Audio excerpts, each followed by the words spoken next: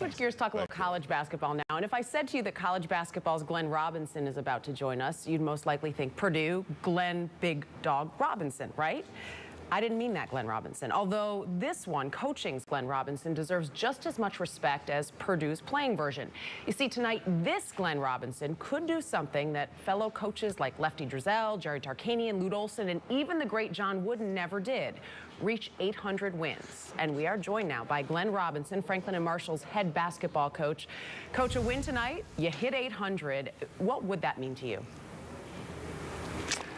Well, I think, to me personally, right at this moment, not much. But it would mean that we had beaten Gettysburg and we had clinched the tie for first place in the league. And more so, I think it would honor all the players that really won those games. Well, then let me ask you a question sort of this way. Only 12 other coaches have ever hit that milestone. You're fifth among current active coaches right now, behind guys like Calhoun, Coach K, Jim Boeheim. So if you step outside it and I told you that some guy was being named with those other coaches, what would you think of that guy? Well, I think it's an honor to be mentioned in the same breath with those people. I'm fortunate enough to know most of them, and they're great coaches and great people, and they've had the sustaining power. So I would consider it a tremendous honor even to be spoken of in the same sentence. And you are in that like because you are the winningest coach in D3 history, and you are at 799 right now. And still, I have to believe you get confused with the other Glenn Robinson, as I mentioned. How often does that happen? It's only happened once that I know of. I was in a hotel at the convention and got a message for the big dog to call one reporter back. Other than that, I don't think we resemble each other very much. And, you know, my whole world is different than the NBA world, so not too often. Well, let's talk about your world a little bit. You took over the program in 1971. What has been the key to your success over all these years? No question, good players that are willing to sacrifice for the good of the team. You still run plays, from what I understand, with those players that you learned from Dean Smith.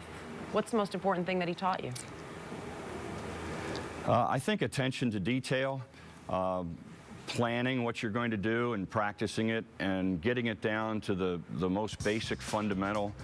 They did drills where they taught their players how to do defensive slides in slow motion. I mean, he really paid attention to detail, and just have the team rehearse so that they can do them under pressure. You know, it's funny thinking that that's something that has stayed the same over all these years. In your mind, what's the one thing that has changed the most in the game over all these years? The two things, three-point line and the shot clock. They've changed the game drastically. Obviously, they're still playing around with a three-point line, trying to get a good balance between three-point shots and inside play.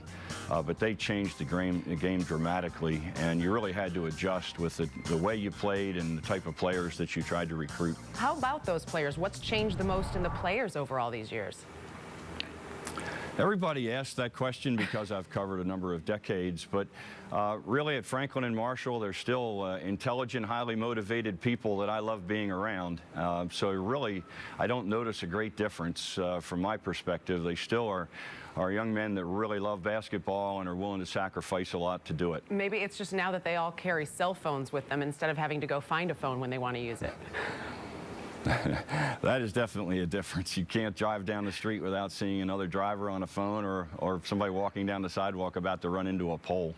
Which is not a good thing. We want the Oprah hands-free, don't use it in the car. From what I read, you actually got a BlackBerry. How has that changed things for you, and maybe how you interact with some of your kids? Oh, not a great deal. I do have a BlackBerry. I got it because I thought it would be more convenient to deal with day-to-day. I mean, I had a cell phone before that, so it's not a great deal of difference. I think you have to be really careful.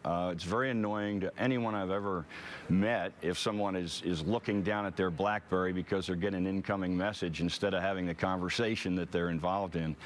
So I think you have to be careful. Use the technology as it helps, and try to still be polite to people. Yeah, no doubt about it. Coach, your players, you know, you talked about this win tonight, that it's a win over Gettysburg, and that's what matters right now in this moment. Have they said anything to you about wanting to get you this milestone, or what that milestone is in their eyes? No, we haven't talked about it as a team at all. I didn't think it was relevant to how they prepared for the game, and frankly, I wouldn't even know that this would have been the 800th win if Mickey Blymeyer, our sports information director, hadn't continued to remind me and everyone else with the blurbs in the program and on our website and all those things. I certainly wouldn't know the count at this point. Well, that is what sports information directors are there for. Coach, thank you for joining us. Good luck tonight in just getting what you see as another win, but the rest of us will look at it as that milestone for you. Thanks, Dana. Really enjoyed talking with you. Our pleasure. And Franklin and Marshall is at Gettysburg tonight at 8 o'clock. Earlier this season, by the way, the Diplomats, Franklin and Marshall, beat Gettysburg by 8 at home.